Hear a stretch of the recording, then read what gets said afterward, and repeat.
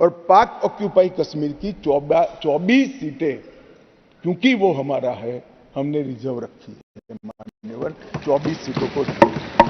इस तरह से पहले 107 सीटें जम्मू कश्मीर विधानसभा में थी, अब 114 सीटें हुई है। एक इम्पॉर्टेंट डेवलपमेंट है, बीजेपी के अमित शाह साहब जो हैं वो ये 2 बिल लेके आए हैं, Jammu and Kashmir reservation amendment bill 2023। मजीद अपनी मर्जी के लोग लेके आया जाए रिजर्व कैटेगरीज में, उन्होंने इसे पास करवा लेना है, किसी को अच्छा लगे या ना लगे। ये इसलिए संभव हुआ है कि 5 और 6 अगस्त को ऐतिहासिक बिल नरेंद्र भाई ने कैबिनेट में पारित किया और इस सदन ने इसको परमिशन दी, इसको मान्यता दी और धारा 370 चली गई। सो इट मीन्स कि वो जो इंडियन डीप स्टेट है एंड जो इंडियन सरकार है, they are on the target, वो अपने टारगेट पे लगे हुए हैं कि हमें हिट करना है। अच्छा दोस्तों, अब एक नई खबर आई है, ताजी खबर। अदनान अहमद को फड़का दिया किसी ने। गॉन, ये चला गया 72 के पास। लश्कर तैयबा का बड़ा एक सीनियर बंदा, लश्कर तैयबा का जो हेड है हाफिज सईद, उसका बहुत क्लोज, बहुत करीबी, बहुत खासुल खास। एंड देन इसकी इम्प्लीकेशंस क्या होंगी? वो मोदी है तो मुमकिन है घर के घुस में मारे, वो घर में घुस के मारेंगे, इस तरह के आपको याद है ना वो टर्म्स इस्तेमाल होती हैं।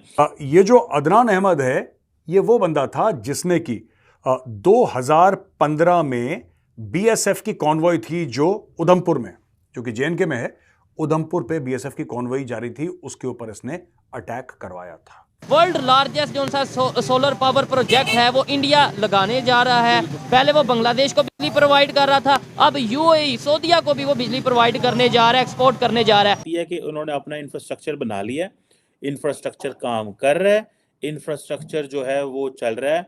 सबसे बड़ी गलती जब हमारी सेना जीत रही थी, पंजाब का एरिया आते ही सीज फायर कर दिया गया और पाक ऑक्यूपाई कश्मीर का जन्म हुआ। अगर सीज फायर 3 दिन लेट होता तो पाक ऑक्यूपाई कश्मीर आज भारत का हिस्सा।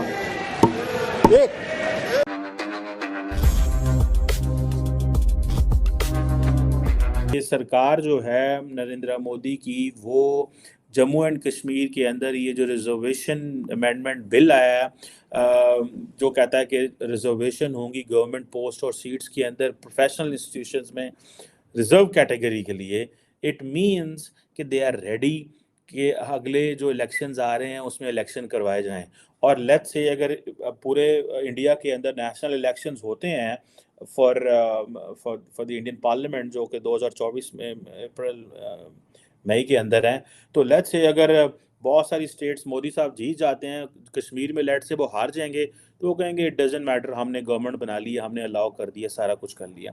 So that could also be a thought in the minds of the Indian authorities. ये भी थॉट हो सकता है कि हाँ जी हमें ये करने दें। सो ये अब ये एक सवाल जो है वो जैसे वो कहते हैं ना रह गया है कि ये यूनियन टेरिटरी है, ठीक है जी, इसको स्टेट बनाना है। पहले इंडिया के अंदर ये होता था कि जो है ना यूनियन टेरिटरी को स्टेट बनाते थे, इन्होंने स्टेट को यूनियन टेरिटरी बना दिया है। बट देयर इज़ अ खामोशी एवरीवेयर इन इंडिया, जिससे वो कहते हैं ना, एंड अब वो they are not going to reverse it.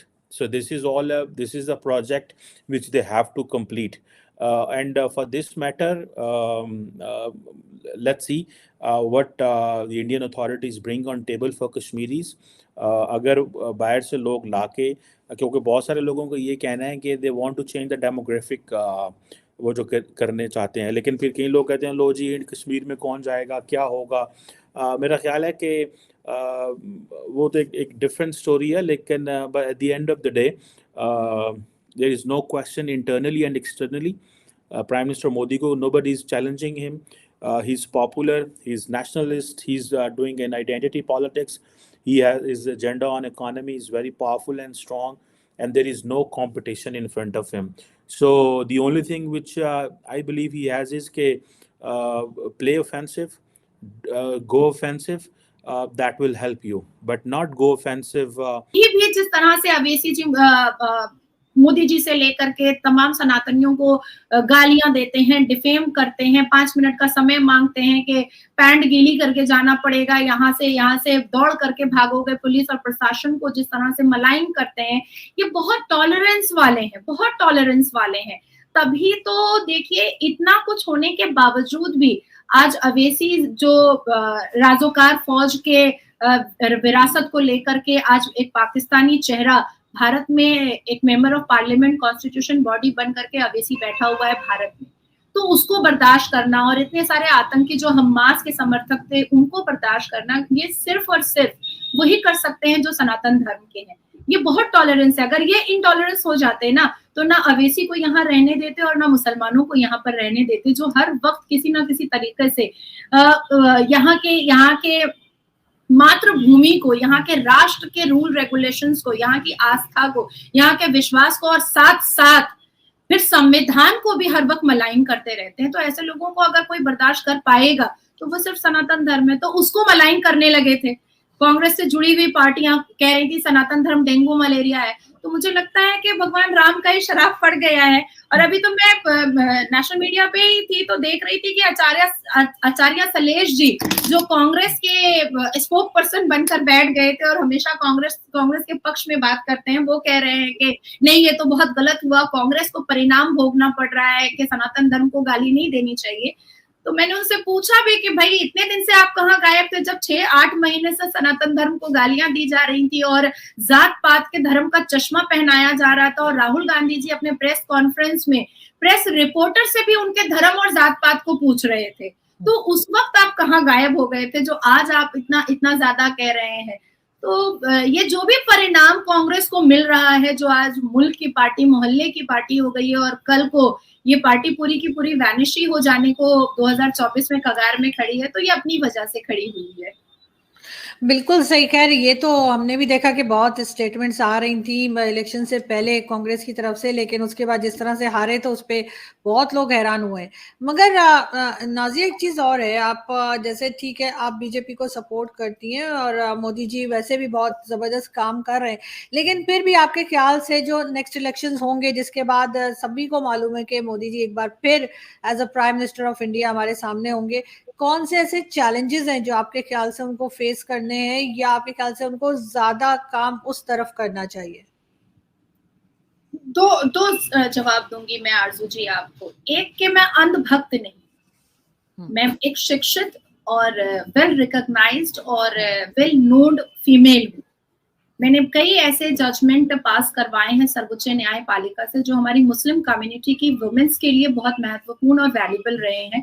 तो सिर्फ मोदी जी मैं ऐसे नहीं कर रही हूँ, वाकई में उन्होंने इस राष्ट्र के लिए जो अपने कर्तव्यों का पालन किया है वो देख करके, और जिन्होंने मोदी जी ने विदाउट एनी डिस्क्रिमिनेशन हर एक मजहब और धर्म के लोगों के लिए सारे काम किए हैं, उसको देख करके मैं वाकई में उनकी अब भक्त हो चुकी हूँ और आंख बंद करके उन पर भरोसा करती हूँ। और यही हैशटैग मोदी गारंटी ने ही आज इतनी बड़ी जीत भारी बहुमत पे 3 राज्यों में करवाई। अब आपके मैं दूसरे सवाल का जवाब देना चाहूंगी कि वाकई में मुझे भी लग रहा था जब ये 28 पार्टियां एक हुई थी तो मुझे भी लग रहा था कि 2024 में कोई महायुद्ध और तांडव होगा। 2024 का इलेक्शन नहीं होगा, महायुद्ध और तांडव हो जाएगा और हमें वाकई में पता नहीं उन राज्यों में मार खाना पड़ेगा। जैसे पश्चिम बंगाल में जब 2019 और 21 का इलेक्शन हुआ था तो 19 के इलेक्शन में मेरे ऊपर बहुत सारे अत्याचार हुए थे। दोस्तों, भारत के गृह मंत्री अमित शाह ने जम्मू कश्मीर के पार्लियामेंट में एक बिल पास किया जिसमें रिजर्वेशन की बात कही गई और इसी के साथ ही पाकिस्तानी मीडिया इस बात को लेकर डर रहा है कि आज कैसे अमित शाह ने पीओके की सीटों के लिए रिजर्वेशन जारी कर दिया। इधर पार्लियामेंट में खड़े होकर अमित शाह ने कहा कि अगर पीओके भारत का अभिन्न हिस्सा है तो इलेक्शन को लेकर वहाँ की सीटें क्यों नहीं होनी चाहिए, हम उनके लिए रिजर्वेशन सीटें रखेंगे और जब हम पीओके को भारत के साथ मिला देंगे तो ये जो रिजर्वेशन रखी गई सीटें हैं वहाँ पर वोटिंग प्रक्रिया होगी। दोस्तों, ये खबर सुनते ही पूरे पाकिस्तान में हल्ला मच गया। वो लोग ये बातें कर रहे हैं कि भारत की इतनी ज़्यादा हिम्मत हो गई कि 75 सालों से हमने पीओके को ले रखा है, अभी तक भारत पीओके के ऊपर कुछ नहीं बोला था, लेकिन अब वो बोल नहीं रहा, लेकिन वो कर रहा है। उन्होंने पीओके को लेकर सीटें भी आरक्षित कर दी है। तो दोस्तों, पूरे पाकिस्तान में इस वक्त डर का माहौल है कि किसी भी वक्त भारत पीओके को हमसे छीन लेगा। वहीं कुछ पाकिस्तानी लोगों का यह भी मानना है कि हमें सामने से पीओके को भारत को सौंप देना चाहिए और भारत के साथ रिश्ते अच्छे कर लेने चाहिए, इसी में हमारी भलाई है। तो दोस्तों, आज के लिए बस इतना ही। अगर आपको यह वीडियो पसंद आया हो तो वीडियो को लाइक कर दें और हमारे चैनल को सब्सक्राइब कर लें।